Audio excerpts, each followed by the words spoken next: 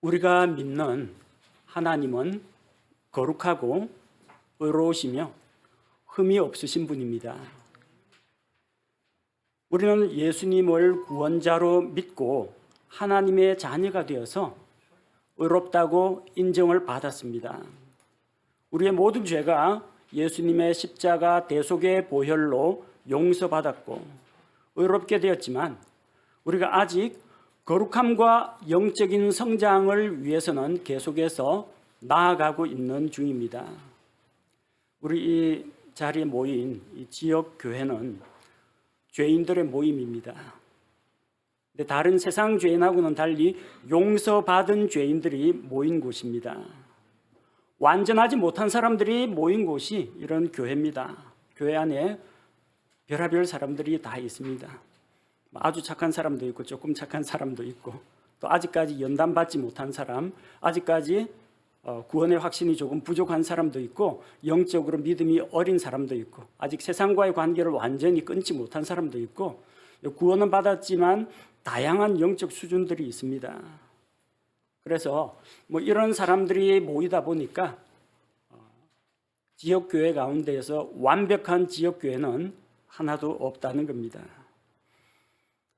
성경에는 여러 교회들이 등장합니다.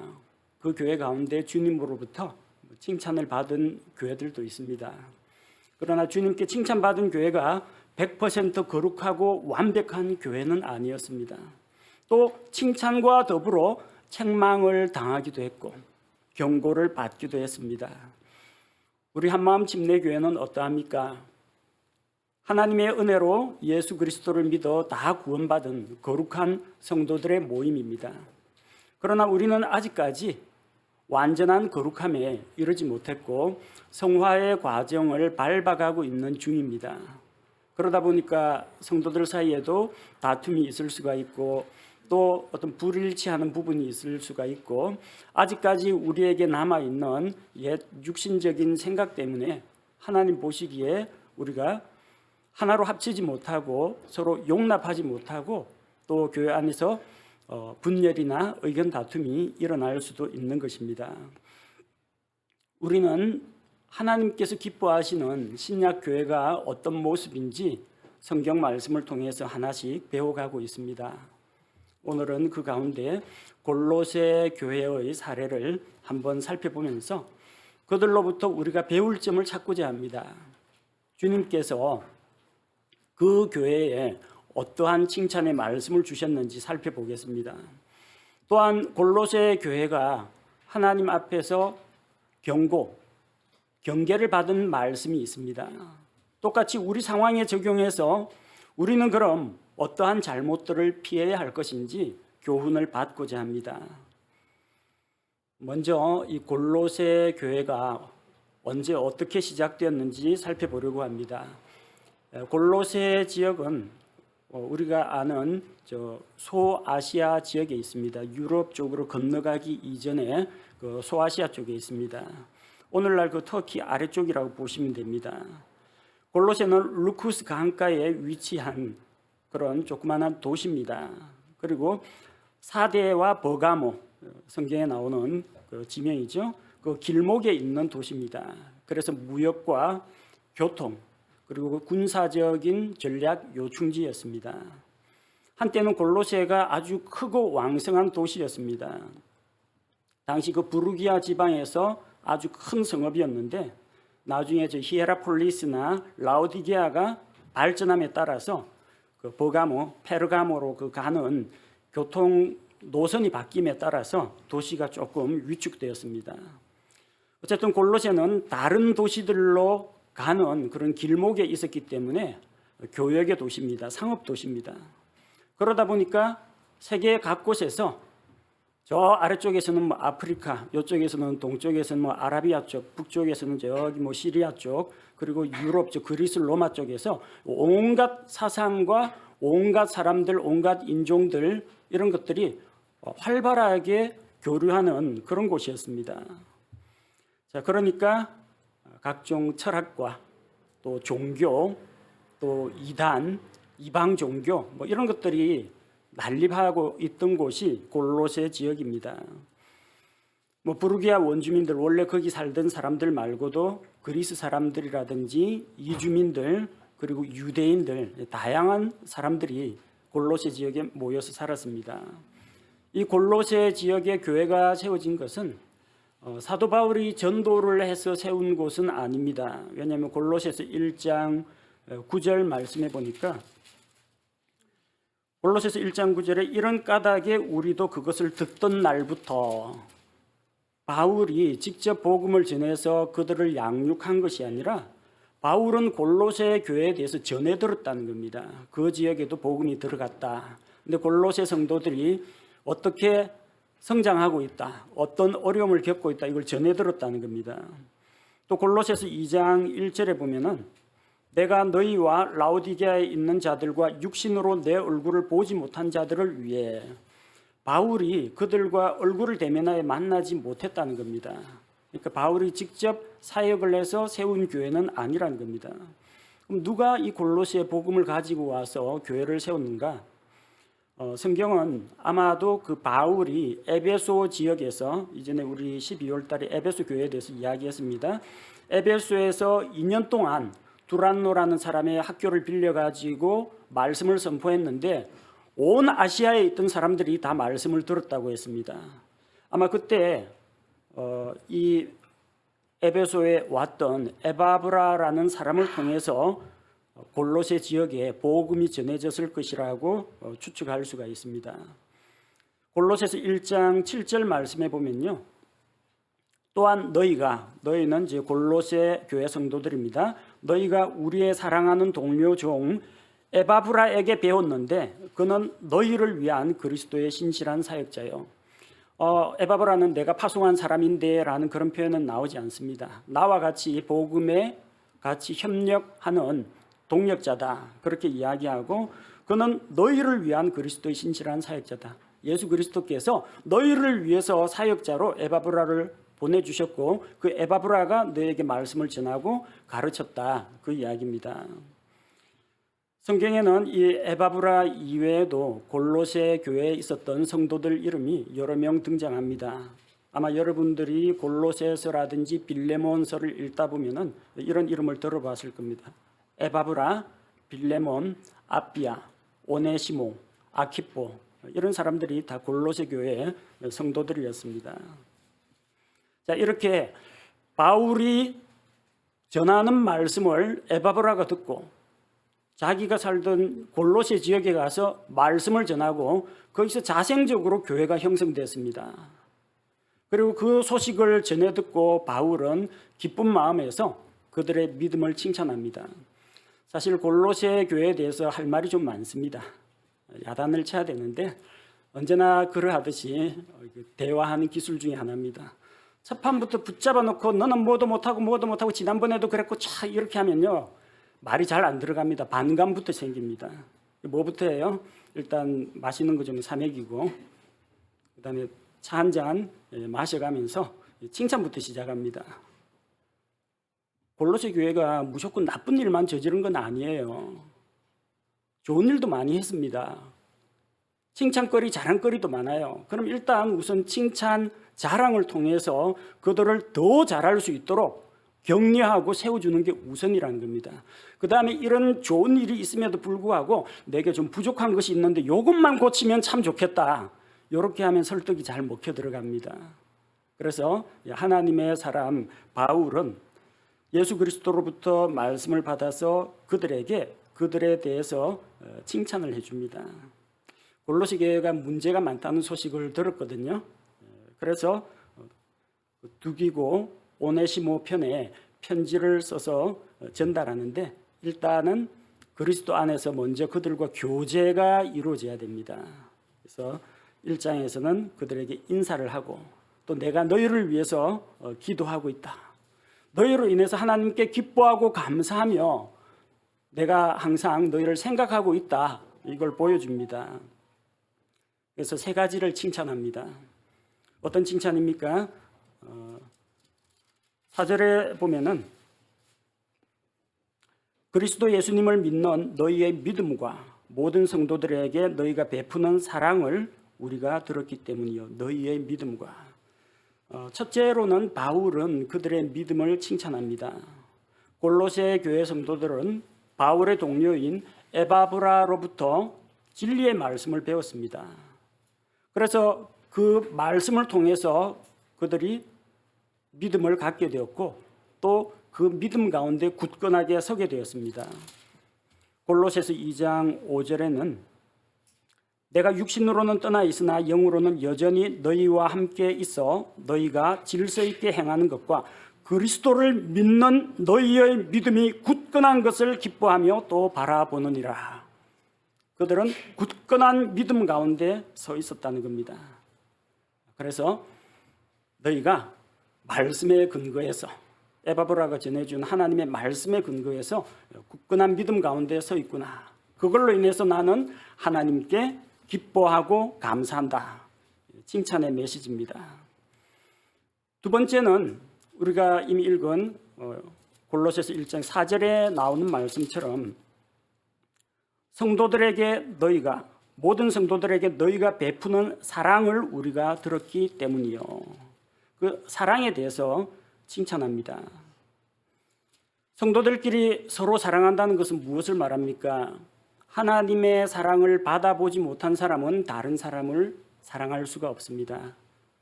사랑은 하나님께 속한 것이요. 하나님은 사랑이시기 때문에 하나님을 알지 못하는 자, 하나님의 사랑을 받아보지 못한 자, 하나님을 사랑하지 않는 자, 다른 사람을 사랑할 수가 없다는 겁니다. 그들은 성도들이 서로 사랑하는 그런 교회였다는 겁니다. 이어지는 1장 8절에도 나오죠. 또한 성령 안에서 너희의 사랑을 우리에게 밝히 알려준 자니라. 에바브라가 골로새 교회가 지금 지역교회로 세워졌는데 사랑 가운데서 성도들이 서로 연합하고 잘 성장하고 있다는 것을 이제 알려준 겁니다. 그래서 나중에 골로새서 3장 14절에 가서도 사랑은 그들을 완전하게 매는 띠니까 사랑 안에서 서로 연합할 것을 권면하고 있습니다. 이것이 두 번째 칭찬이었습니다. 첫째는 그들의 굳건한 믿음이었고 둘째는 성도들의 사랑이었고 세 번째는 뭐겠어요? 믿음 나왔고 사랑 나왔고 소망이 나오겠죠. 1장 5절에 나옵니다. 또 너희를 위하여 하늘에 쌓아둔 소망으로 인함이니 이 소망은 너희가 전에 복음의 진리의 말씀 안에서 들은 것이라. 바울은 그들이 품고 있는 소망에 대해서 칭찬합니다. 그 소망은 어떤 소망이에요? 복음의 진리의 말씀 안에서 얻게 되는 그런 소망입니다. 이 소망은 하늘에 쌓아둔 소망입니다. 그러니까 이 세상에서 내가 잘 되겠지, 성공하겠지, 복 받겠지, 만사 형통하겠지 이런 소망이 아니라 저 하늘에 쌓아둔 소망이라는 겁니다. 그 소망은 어떤 소망입니까? 하늘에 있는 소망. 1장 12절에 나오는 것처럼 골로새서 1장 12절 우리를 빛 가운데에서 성도들의 상속 유업에 참여하는 자가 되기에 합당하게 하신 아버지께 감사드리기를 원하였노라. 성도들이 받을 상속 유업, 저 하늘에 우리를 위하여 예비된 그 상속 유업에 대한 소망이라는 겁니다. 또 이 소망은 복음의 소망입니다. 골로새서 1장 23절 만일 너희가 믿음 안에 거하여 터를 다지고 정착해서 너희가 들은 복음의 소망에서 떠나지 아니하면 그리하시리라. 복음의 소망. 복음이 뭐예요? 예수 그리스도의 십자가의 죽음과 부활. 내가 그리스도와 연합하여 그분과 함께 못 박혀 죽고 그분과 함께 다시 부활할 것을 우리는 믿습니다. 부활의 소망입니다. 영원한 생명과 하나님께서 약속하신 저 영원한 왕국에 들어갈 그 소망을 가지고 있다는 겁니다. 골로새서 1장 27절 또 어떤 소망입니까? 하나님께서는 이방인들 가운데에서 이 신비의 영광이 풍성함이 무엇인지 자신의 성도들에게 알리려 하시는데 이 신비는 너희 안에 계신 그리스도 곧 영광의 소망이시니라. 우리가 품고 있는 소망이 무엇입니까? 영광의 소망 예수 그리스도. 그 예수 그리스도께서 영광 중에 다시 오실 것을 소망하고 있습니다. 예수 그리스도의 다시 오심. 우리가 부활하고 변화되어 주님께서 예비하신 하늘의 처소에 들어갈 그 소망을 이야기하는 것입니다. 그리고 주님과 함께 우리가 영화롭게 변화되어서 그분과 영원토록 복을 누리는 그 소망을 이야기합니다. 골로새 교회가 칭찬받은 것은 믿음과 사랑과 소망을 굳건하게 가지고 있었기 때문입니다. 믿음 안에서 굳게 서고 성도들끼리 서로 사랑하며 주님께 소망을 둔 교회가 골로새 교회였다는 겁니다. 그래서 골로새 교회는 하나님 앞에서 잘 성장하는 그런 교회였습니다. 우리 한마음 집내교회가 바로 골로새 교회의 이런 모습을 본받아야 합니다. 우리가 나아가야 할 방향이 똑같습니다. 말씀의 진리 가운데 굳건하게 서십시오. 예수 그리스도의 복음 가운데에서 구원을 확신하고 든든히 서십시오. 하나님의 말씀을 듣고 읽고 배우는 가운데에서 굳건하게 믿음 위에서 서 나가십시오. 이게 우리 교회가 우리 성도들을 보살피고 성장시키는 그 일을 주님께 부여받은 사명입니다. 두 번째는 교회 안에서 성도들끼리 서로 사랑하는 것입니다. 사랑은 온전하게 매는 띠입니다. 별별 다양한 사람들이 모였고 나랑 맞는 사람, 맞지 않는 사람, 성격 차이라든지 수준 차이라든지 정치 성향이라든지 다른 게 많습니다. 그러나 오로지 복음의 진리 안에서 우리가 예수 그리스도의 사랑 안에서는 하나로 화합할 수가 있다는 것입니다. 세 번째는 같은 소망입니다. 우리는 이 땅의 소망을 가지고 있지 않습니다. 저 하늘에 쌓아둔 복된 소망, 우리 주 예수 그리스도 우리를 데리러 다시 오신다는 그 소망, 우리가 죽더라도 부활하여서 주님을 만나게 된다는 것, 내가 살아서 주님 다시 오시는 것을 보게 된다면 영광스럽게 변화되어서 주님과 함께 하늘의 처소로 들어가게 된다는 소망이며, 장차 그분께서 세우실 영원한 왕국에서 칭찬과 보상과 영광 상급을 받는다는 그 소망을 굳건하게 우리가 붙잡을 때 우리 한마음 집내교회가 건강하게 든든하게 서갈 수 있다는 것입니다. 우리 한마음 집내교회가 이런 교회가 되기를 원합니다. 하나님께서 이런 교회로 성장시켜 주시기를 우리 다 같이 기도해야겠습니다. 좋은 이야기 들었으니까 이제 매맞을 준비해야 됩니다. 잘하는 것도 있고 못하는 것도 있습니다. 지역교회가 다 그렇습니다. 어떤 장점이 있으면 좀 단점도 있고 그러는데, 이 골로새 교회가 앞서 말씀드린 것처럼 이 다양한 도시들로 통하는 길목, 상업적인 중심지였고 또 군사적으로도 요충지였고 여행자들이 여행할 때도 아주 요긴한 그런 곳이다 보니까 별하별 사람들이 다 여기 사방팔방으로 다 지나다닙니다. 그러다 보니까 온갖 이상한 사상이나 교리나 이방 종교나 풍습이나 이게 골로새 안에서 잡동사니처럼 모여 있는 겁니다. 그래서 그 골로새 교회에 좀 걱정스러운 일이 있어가지고 에바브라가 이제 바울에게 이제 연락을 했는데, 바울이 골로새서를 쓰면서 이제 그들에게 경고를 하고 있습니다. 자, 오늘 우리가 읽은 골로새서 2장 8절에 보니까 어떤 사람이 철학과 헛된 속임수로 너희를 노력하지 못하도록 조심하라. 그것들은 사람들의 전통과 세상의 유치한 원리들을 따르는 것이요 그리스도를 따르는 것이 아니니라. 우리가 따라야 할 것은 예수 그리스도입니다. 예수 그리스도를 믿고 따르고 우리의 왕으로 교회의 머리로 모셔야 하는데, 여러 가지 잡된 사상들이 들어와 가지고 이 성도들의 마음을 이제 흔들어 놓는다는 겁니다. 그래서 조심하라고 하면서 그 철학과 헛된 속임수가 무엇인지 바울이 보여주고 있습니다. 자, 첫째로 이제 문제가 되는 것이 유대 종교의 율법주의였습니다. 율법주의. 골로새서 2장 16절 말씀에 보면은, 골로새서 2장 16절, 그러므로 아무도 먹는 것이나 마시는 것으로 인하여 또 거룩한 날이나 월삭이나 안식일에 관하여 너희를 판단하지 못하게 하라. 먹는 것, 마시는 것. 유대인들은 먹을 수 있는 음식이 있고 먹을 수 없는 음식이 있습니다. 레위기에서 하나님께서 정하신 그런 율법이 있죠. 레위기 11장에 나오는 그 먹고 마시는 것에 대한 규례가 있습니다. 그래서 돼지고기를 먹으면 안 되고 비늘과 지느러미가 없는 뭐 민물장어 이런 거 먹으면 안 되고, 부정한 음식, 낙타, 박쥐 이런 거 먹으면 안 됩니다.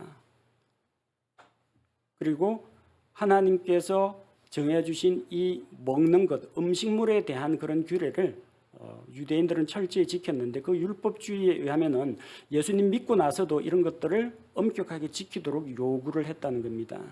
거룩한 날이라는 것은 유대인들이 하나님 앞에 구별하여 드리는 명절, 절기들이 있습니다. 유월절도 지켜야 되고, 오순절 지켜야 되고, 장막절 지켜야 되고, 성경에 나오는 주요 7가지 절기가 있고요. 또 일주일에 한 번씩 돌아오는 안식일도 지켜야 되고, 달의 처음, 새 달이 시작될 때 월삭도 지켜야 합니다. 이런 것들로 너 그거 왜 안 지켜? 너는 왜 그 안식일 날 일하고 있어? 이런 것들로 인해서 아무도 너희를 판단하지 못하게 하라고 했습니다. 율법주의자들은 예수님을 믿는 성도들에게 율법을 지킬 것을 강요했습니다. 처음에 하나님의 말씀이 선포되고 복음이 퍼져나간 것이 유대 땅 예루살렘에서부터입니다.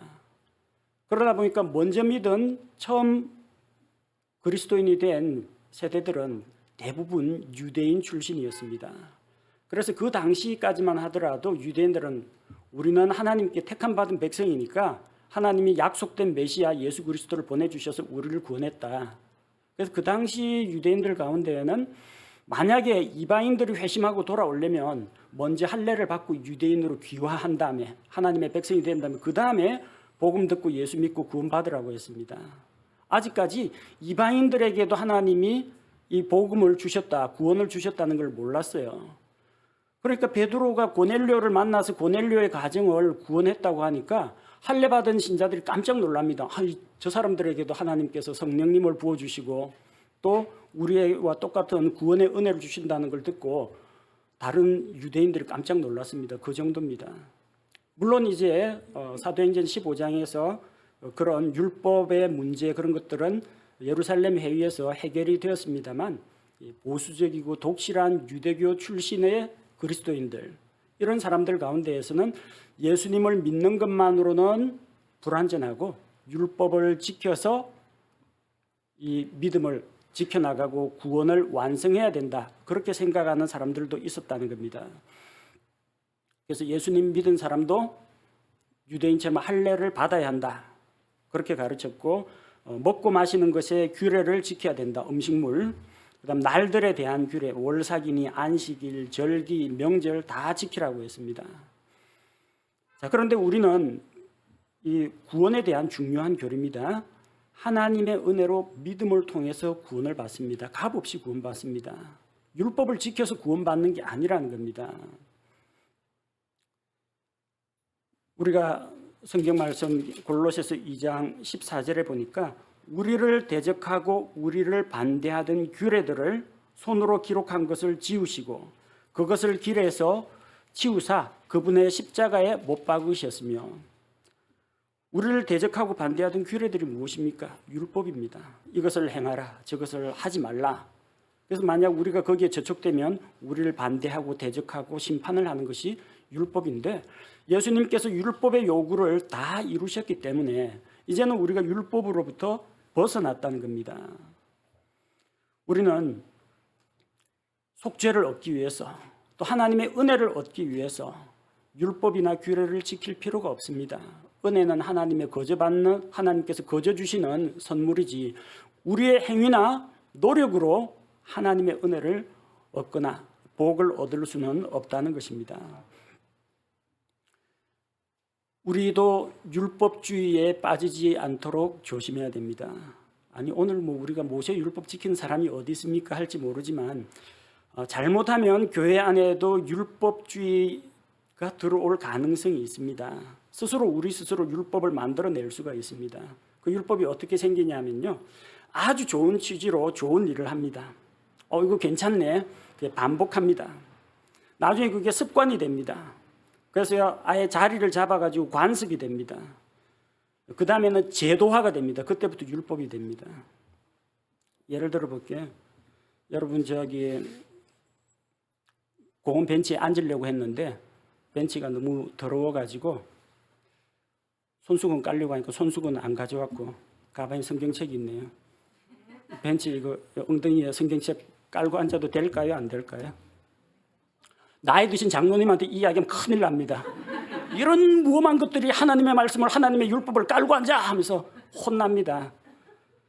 성경을 그만큼 존중하는 그분의 믿음은 존중합니다. 그런데 그것을 다른 사람에게 강요를 해가지고 나는 이렇게 성경을 존중하는데 너 성경책을 그렇게 깔고 앉다니, 뭐 다른 신문지나 있으면 신문지 깔고 앉았겠지. 당장 안 깔고 앉을 게 없는데 다른 사람을 비난하고 정죄하는 겁니다. 내가 세운 것은 이것인데 너는 왜 이 기준에 맞지 않느냐 하면서 다른 사람을 비난하고 자기 법으로 다른 사람을 판단하면 이게 율법이 될 수가 있다는 겁니다. 기독교 그 관습 중에 한국 기독교만 그런 걸로 알고 있습니다. 외국에서는 제가 경험해보지 못했는데 다른 사람 집에 방문하면요, 어서 오십시오 딱 하면 소파에 앉아 기도부터 합니다. 그 누가 만든 건지는 모르겠습니다. 기도 많이 하시는 분 존경합니다. 인정해드립니다. 그 나쁜 거 아니에요. 절대 나쁜 거 아닙니다. 그래가지고 그 주인이 말 붙이려고 하는데도 딱 소파에 앉아서 경건하게 기도하고 하고 나면 그때부터 이제 말을 시킬 수가 있어요. 좋은 습관일 수도 있는데 자기처럼 안 하는 사람, 아무개 성도가 왔는데 교회에 와서 아무개 자매 반가워 인사부터 먼저 하면 비난합니다.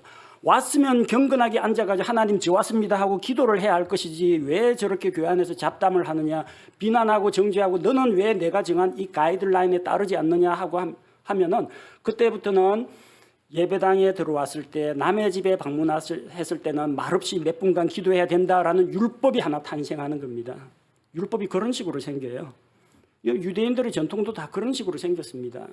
안식을 거룩하게 지켜라. 어떻게 해야 거룩하게 지키는 거야? 멀리 여행하지 말아야 되겠다. 우리 랍비께서는 5km 이상은 안 걸으신단다. 우리 랍비는 1km도 안 걸으신다. 자기들끼리 싸우고 누구 랍비가 더 경건하냐, 우리 스승이 제일이다 해가지고 그들은 나름대로 기준을 만들었습니다. 안식일에 갈 수 있는 거리, 갈 수 없는 거리. 말린 무화과 2개 이상의 무게를 들어 올리면 안식일 위반. 그보다 가벼운 빵 조금 뜯어갖고 먹는 것은 이 정도는 가볍기 때문에 안식일 위반 아님. 뭐 이런 식으로 자기들끼리 세세한 율법을 다 만들어 놓은 거예요. 이게 율법입니다. 여러분, 성경 읽기가 율법이 될 수 있다는 거 아십니까? 성경 말씀 사모하는 마음으로 읽으라고 했지 하루에 10장 읽으라는 거 누가 가르쳤어요? 저 안 가르쳤습니다. 5장 읽으시는 분도 있고 10장 읽으시는 분도 있고 하루에 1장 읽는 그런 분도 있습니다. 간절히 사모하는 마음으로 읽으라고 했지 성경 어디에 성경은 날마다 몇 장 이상 읽으라 그런 규정이 어디 있어요? 없습니다. 근데 자기가 세워요. 내가 10장 읽겠다. 안 읽었으면 하나님 앞에 처절하게 회개하고 다음 날 모아갖고 20장을 읽고 채워야 됩니다. 채워야 됩니다. 그렇게 열심히 읽는 자체는 존중합니다. 인정합니다. 근데 마치 성경 안 읽으면 무슨 죄나 지은 것처럼 그런 식으로 하면은 하나님이 그런 엄중한 부담을 주신 적이 없는데 자기가 자기 스스로 율법에 매이는 것이 된다는 겁니다. 그렇게 율법을 철두철미하게 잘 지키는 사람은 자기보다 성경 조금 읽는 사람을 좀 무시하는 경향이 있습니다. 나는 그대보다 거룩해. 이런 생각이 드는 겁니다. 성경 봉독할 때 자리에서 일어서는 교회가 있어요. 아주 하나님의 말씀을 편안하게 앉는 것보다 우리가 일어서서 읽겠습니다. 좋은 거라고 생각합니다. 남한테 강요하지 마십시오. 다른 교회 그렇게 안 한다고 해서 그렇게 안 하는 교회를 비난하면 안 됩니다. 그 잘못하면 율법으로 변질될 우려가 있다는 겁니다. 기도할 때 꼭 무릎 꿇고 해야 됩니까? 그러면 환자들은 어떻게 기도해야 됩니까? 기부상 환자들은. 기도는 누워서 할 수도 있는 것이고 화장실에 휴지 들고 앉아갖고 힘쓰면서도 기도할 수 있습니다. 그렇다고 해서 저 불경건한 더러운 기도라고 하나님 말씀하지 않습니다. 근데 항상 기도할 때는 손을 모아야 되고 이렇게 하면 합장이기 때문에 불교에서 하는 거기 때문에 안 되고 손은 깍지를 껴야 되고 고개는 숙여야 되고 무릎은 꿇어야 되고 누가 그렇게 가르쳤느냐는 겁니다. 성경에 보면 하늘을 향해 손을 들고 기도했다 이런 것도 나오는데 우리 한국 기독교에서 이 하늘을 향해 손 들고 기도하는 사람 거의 없습니다. 그게 사람들이 만들어낸 것을 제도화시키고 습관으로 만들어 제도화시키면 그때부터 율법이 된다는 겁니다. 그래서 여러분 꼭 죽고 사는 복음의 진리 말고는 다른 사람하고 의견 충돌 날 때 너 죽고 나 살자 그런 식으로 서로 간에 진리냐 비진리냐 그런 첨예한 문제가 아니면 그렇게 서로 대립하고 싸울 필요가 없다라는 겁니다. 상대방 입장도 좀 이해해 주시고 옷이 더러워질까 봐 성경책 갖고 벤치에 공원 벤치에 앉더라도 너무 욕하고 나무라지 마시라는 겁니다.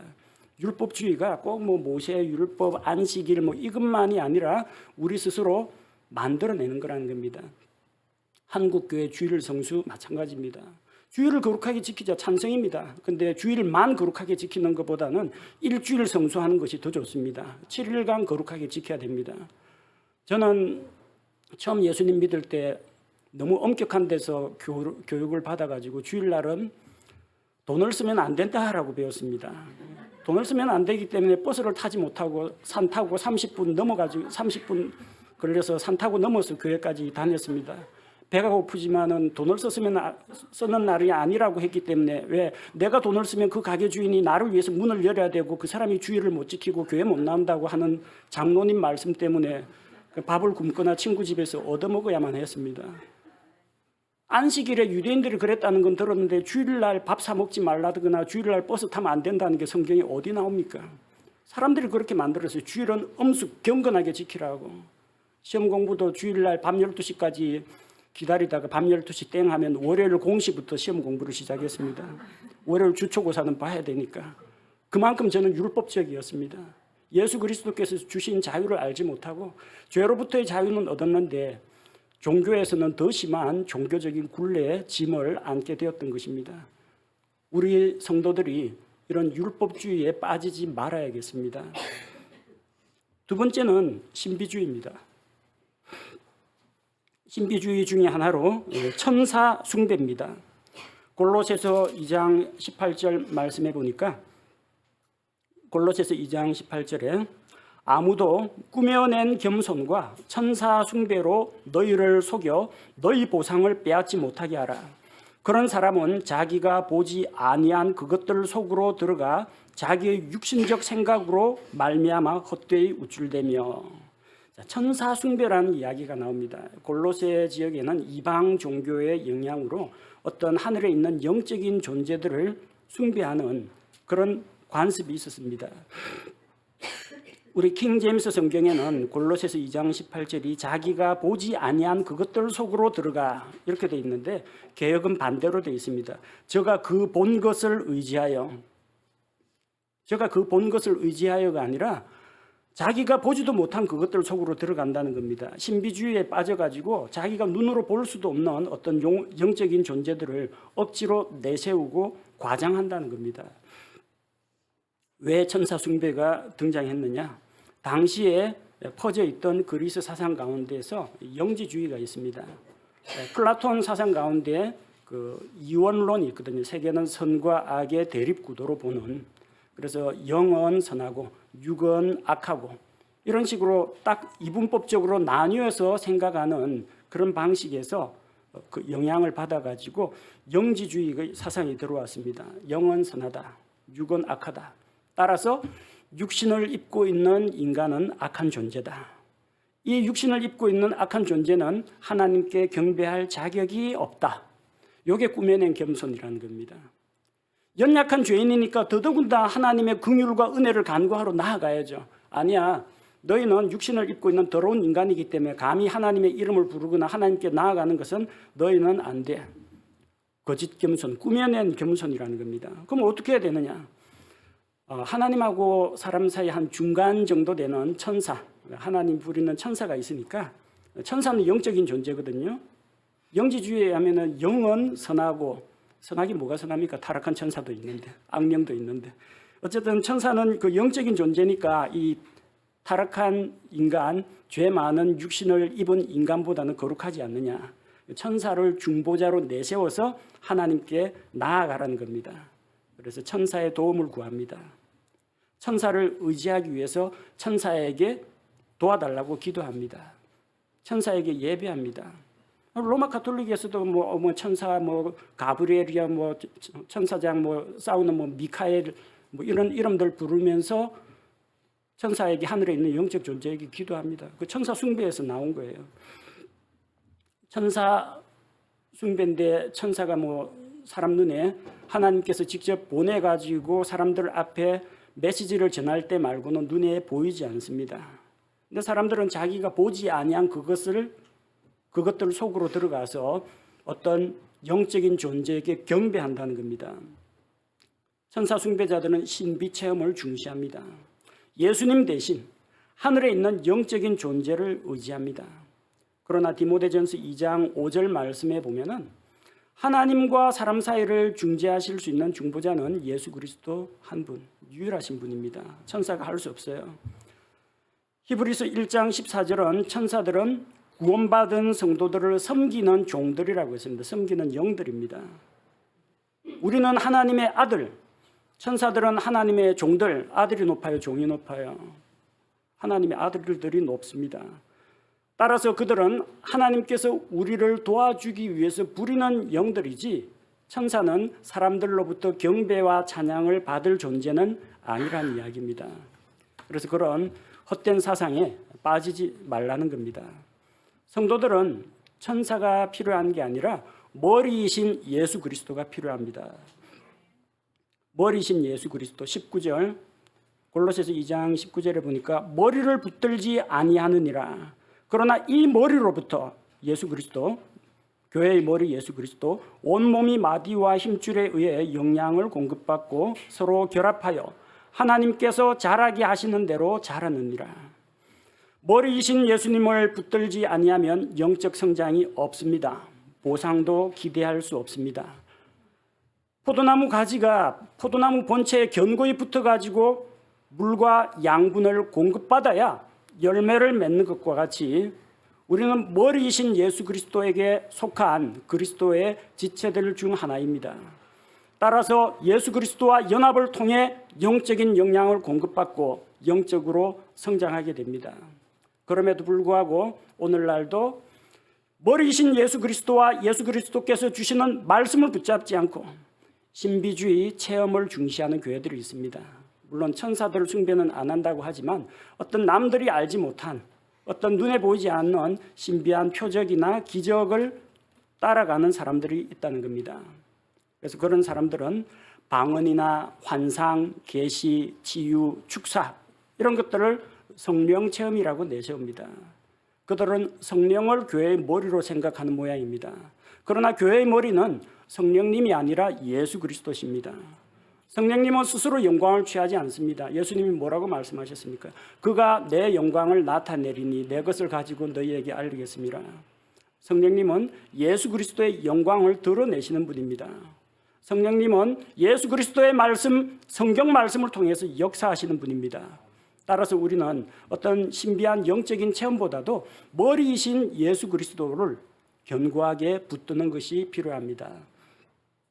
세 번째로 바울이 경고를 주고 있는 게 금욕주의 사상입니다. 금욕주의.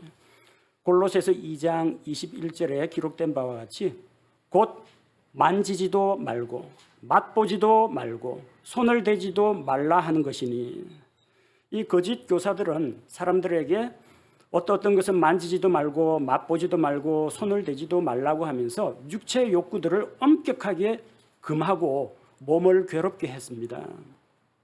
골로새 교회에 들어온 이 금욕주의 사상은 어디에서 생긴 것입니까?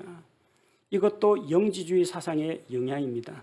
영은 선하고 육은 악하다. 너희 몸을 입고 있는 사람들은 식욕, 성욕, 그리고 어떤 명예욕 이런 것들의 각종 욕구에 시달린다. 오욕칠정에 시달린다. 번뇌에 시달린다. 그럼 이거 어떻게 제어할 거냐? 너희 몸은 악하다.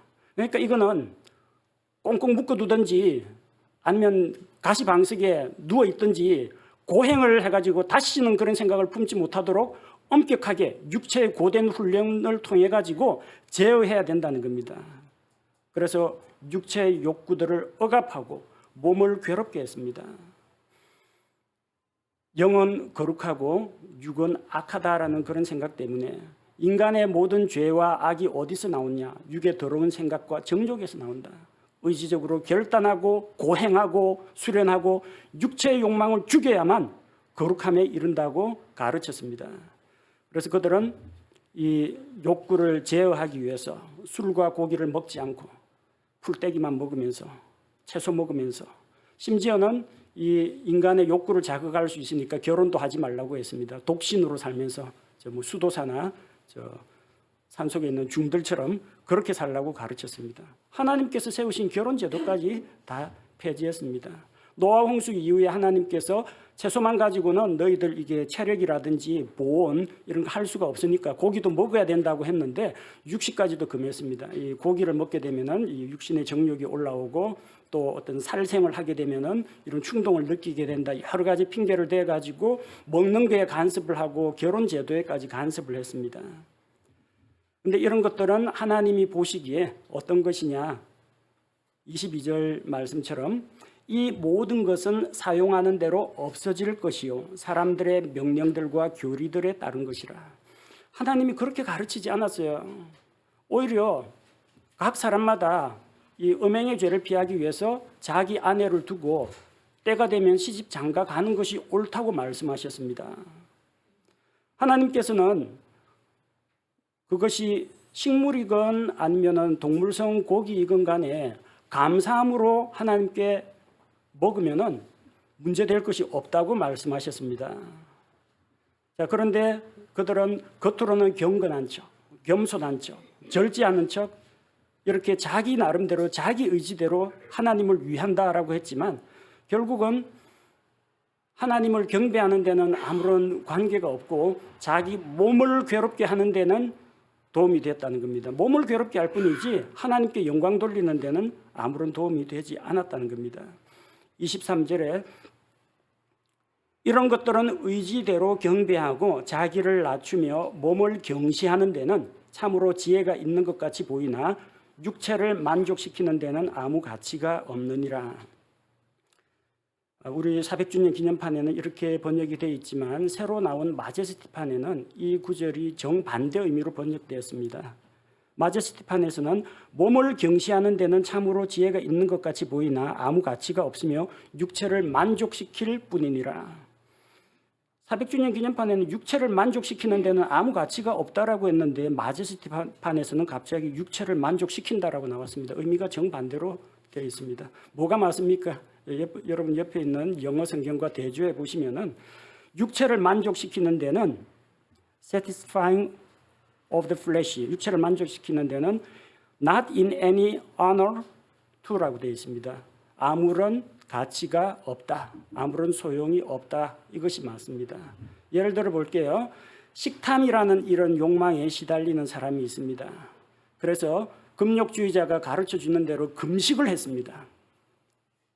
금식을 했습니다. 너 그 욕심은 육체에서 나오는 거다. 그 육체를 괴롭게 해야 된다. 금식을 했습니다. 자, 금식을 하면은 육체가 만족이 됩니까? 육체가 지금 원하는 거 음식이잖아요. 금식을 했는데 육체가 만족이 됩니까? 몸을 괴롭게 할 수는 있습니다.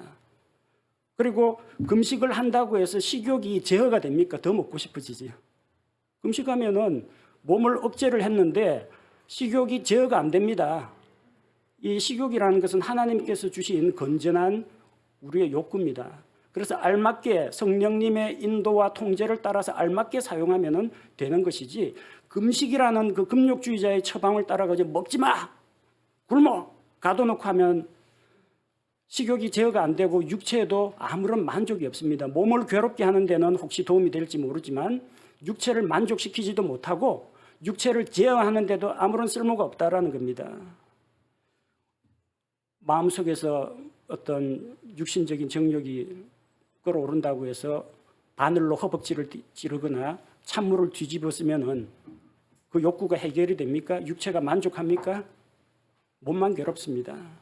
그래서 금욕주의는 올바른 처방이 아니라는 겁니다. 예수 그리스도를 믿고 거룩한 사람으로 변화되어 가는 것은 우리 안에 계시는 성령님의 역사요, 하나님의 말씀과 내가 그 말씀에 순종할 때 나타나는 삶의 변화를 말미암는 것이지 금욕적인 생활을 한다고 해서 내가 거룩하고 도덕적이고 영적으로 성장하는 것이 절대 아니라는 이야기입니다. 우리는 금욕적 생활이 아니라 성령님 안에서 절제하는 삶을 배워야 한다는 겁니다.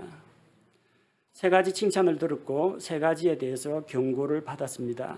그런 골로새 교회에 대한 하나님의 처방은 무엇입니까? 바울이 하나님의 말씀으로 그들에게 이런 모든 문제를 극복할 수 있는 방법을 제시합니다. 율법주의나 어떤 신비주의, 천사숭배나 금욕주의에 대해서 일일이 그게 왜 잘못됐고 이런 것들 뭐 비판하고 일일이 대처할 필요가 없습니다. 예수 그리스도가 정답입니다. 시험 문제 이런 거 많이 나오죠. 다음 중 위 보기에 해당하는 가장 알맞은 것을 고르시오. 1, 2, 3, 4, 4개 중에 하나입니다. 정답을 아는 사람은 이게 맞다. 딱 2번 딱 찍습니다. 잘 모르는 사람은 옳은 것을 고르시오 했으니까 일단 아닌 거 4번은 아니겠다. 1번 아니겠다. 지워나가는 겁니다. 그래가지고 마지막에 이건가 해가지고 이거 그래 짚어나간다는 겁니다. 여러분 보기가 50개 되면 어떻게 하시겠습니까?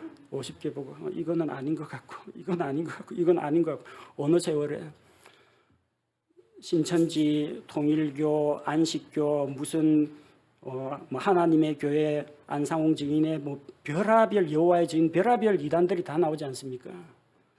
제가 이 강단에서 이 이단은 요래서 잘못됐고 저 이단은 저래서 잘못됐고 이거는 저래서 잘못됐고 세상에 이단이 어디 한두 개라야 말이지 그 교회에서 다 못 다룹니다. 제가 뭘 다룹니까? 정답만 가르칩니다. 예수 그리스도의 복음만 가르칩니다. 그것만 붙잡으면 그거에 반대되는 것은 다 이단 사상. 그렇게 정답을 알고 있으면 된다는 겁니다.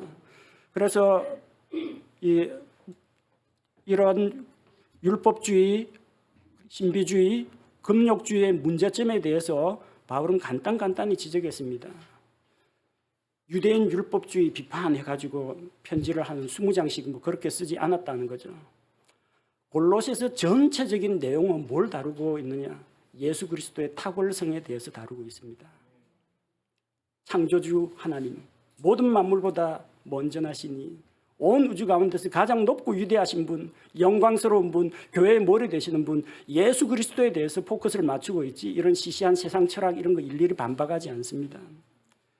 그래서 바울이 내놓는 처방은 무엇이냐? 첫째, 예수님은 교회의 머리시라는 겁니다. 그분으로부터 온몸이 영양을 공급받고 결합하여 성장한다고 했습니다. 골로새서 1장 18절에 그분께서는 몸 곧 교회의 머리시니라. 그분께서 시작이시요 죽은 자들로부터 처음 난 자이시니 이것은 그분께서 모든 것에서 으뜸이 되려 하심이라. 우리 주 예수님 영광 받으십시오. 온 우주 만물 가운데 가장 높고 뛰어나시며 창조주 하나님이 되시며 우리의 구원자가 되시며 하나님의 완전한 신성과 영광이 예수 그리스도 안에 있음을 고백합니다. 주님 영광 받아 주옵소서. 머리이신 예수 그리스도로 말미암아 우리 모든 성도들 지체들이 영양을 공급받고 그분의 지혜를 배우며 그분의 성품을 닮아가며 예수 그리스도와 같은 형상으로 변하게 될 것을 믿습니다. 머리이신 예수 그리스도를 붙잡으면 우리는 자연히 예수님을 닮아서 그리스도의 사람으로 성장해 나간다는 것입니다. 두 번째는 예수님 안에 다 있습니다. 다이소라는 그 매장이 있더라고요. 뭐든지 다 판다고 해서 보니까 진짜로 보니까 학용품도 팔고 주방 그리고 욕실에서 필요한 거 심지어는 뭐 간단한 먹을거리까지 다 파는 진짜 다이소라는 매장이 있는데 예수님 안에 다 있어. 예수님 안에 다 있어요. 예수님 안에 우리의 성장에 필요한 모든 것이 다 있습니다. 우리를 성장시키는 것은 율법이 아닙니다. 우리를 성장시키는 것은 신비체험이 아닙니다. 우리를 성장시키는 것은 금욕적 생활이 아닙니다. 골로새서 2장 3절에 보니까 우리에게 필요한 모든 것은 주님 안에 다 있습니다. 2장 3절 그분 안에는 지혜와 지식의 모든 보화가 감추어져 있느니라. 예수 그리스도 안에 다 있는데 뭐 세상 철학, 플라톤 철학, 그리스 사상, 이교도, 신비주의 이게 뭐 필요합니까? 예수님 안에 다 있습니다. 그러니까 예수님 안에 거하기만 하면 된다는 거예요. 셋째로 예수님 안에 거할 뿐만 아니라 뿌리를 내려야 합니다. 뿌리를 내려야 해요. 어제 베란다 화분 정리하다가 조금 이게 잘 안 자라는 게 있어가지고 제 아내가 몇 개 탁 꺾었는데 탁 부러져요. 뿌리가 없어요. 뿌리가 무슨 이게 깊이 자랄 줄 알았는데 팥뿌리처럼 수염 몇 가닥만 있고 없어요. 맥없이 끊어져요. 화분에 심기는 심었는데 뿌리가 깊지 않아요. 예수 그리스도 안에 들어오긴 했는데 뿌리를 깊이 내리지 못하면 흔들리거나 넘어질 수 있다는 겁니다. 그래서 골로새서 2장 6절 7절 말씀과 같이 그러므로 너희가 주 곧 그리스도 예수님을 받아들였듯이 그렇게 그분 안에서 걷되 그분 안에서 뿌리를 내리고 세워지며 가르침을 받은 대로 믿음 안에 굳게 서서 그 안에서 넘치도록 감사를 드리라고 했습니다.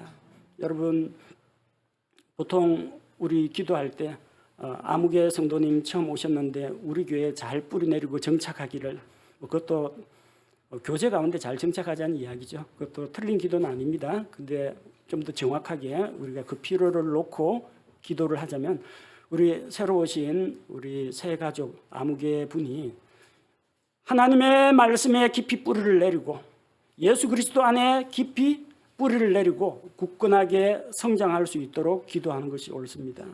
뿌리가 없으면 망합니다. 쓰러집니다. 예수 그리스도에 깊이 뿌리를 내리고 믿음의 뿌리를 내리고 가르침을 받은 대로 우리가 믿음 안에 굳게 서서 행해 나갈 때 우리의 삶이 변화될 것이요, 골로새 교회가 성장할 것이요, 한마음 침례 교회가 영적으로 큰 부흥과 성장을 경험하게 될 줄로 믿습니다. 해결책은 어디에 있습니까? 머리이신 예수님을 붙잡으십시오. 예수님 안에 모든 게 다 있으니까 예수님 안에 거하십시오. 예수님 안에서 믿음의 뿌리를 내리십시오. 이게 교회 성장의 열쇠입니다. 그것은 곧 우리 성도들 한 사람 한 사람이 주님 안에서 성장하는 비결인 것입니다. 골로새 교회 성도들이 믿음에 서고 서로 사랑하며 소망 가운데서 신앙생활을 한 것처럼 우리 한마음 침례교회가 믿음의 행위와 사랑의 수고와 소망의 인내 가운데에서 영적으로 성장하기를 원합니다. 우리 주변에 있는 여러 가지 이단 사상들이나 세상의 풍조, 문화에 일일이 맞대응할 필요가 없습니다. 우리가 진리이신 예수님을 굳게 붙잡을 때 성도들이 믿음 안에 굳게 서고 우리 교회가 건강하게 성장할 것이라고 믿습니다. 우리의 머리, 교회의 머리신 예수님을 붙들고 완전하신 예수님 안에 거하고 예수님 안에 뿌리를 내리고 굳게 섭시다. 그렇게 할 때 우리 한마음 침례교회가 영적으로 성장하고 건강한 교회로 자라갈 것을 믿습니다. 함께 기도하겠습니다. 아버지 하나님, 신약 성경에 기록된 골로새 교회의 모습을 살펴보았습니다. 믿음, 소망, 사랑 가운데에서 잘 성장하고 있는 골로새 교회였지만 또 주변에 있는 여러 세상의 악한 영향과 세상의 초등학문과 또 철학과 속임수가 난무하는 그 지역에서 그들은 유대교의 율법주의와 이방인들의 신비주의와 또 금욕주의의 영향을 받아서 그들의 신앙의 위험을 겪게 되었습니다. 하나님께서 보여주신 처방은 완전하신 예수 그리스도, 머리이신 예수 그리스도를 굳건하게 붙들고 모든 지혜와 영광과 보화를 풍성히 가지고 계신 예수 그리스도 안에 거하며 그분 안에 믿음의 뿌리를 굳게 내리고 서는 것이 교회 성장의 비결임을 보여주셨습니다. 아버지 하나님, 우리 한마음 침례교회가 이와 같이 되게 하옵소서.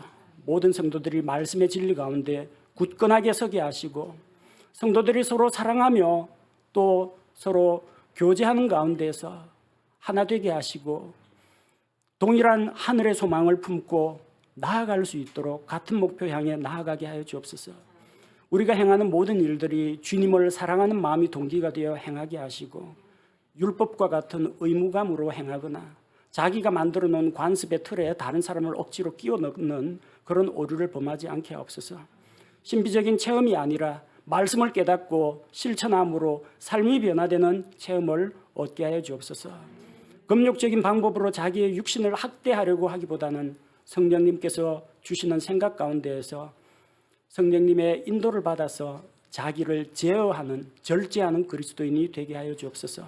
그런 가운데 우리 교회 성도들의 믿음이 굳건하게 서고 또 잘 자라서 우리 성장한 한마음 침례교회를 통하여서 또 주변의 많은 사람들에게 예수 그리스도의 생명이, 예수 그리스도의 복음이 널리 퍼져나가게 하옵소서.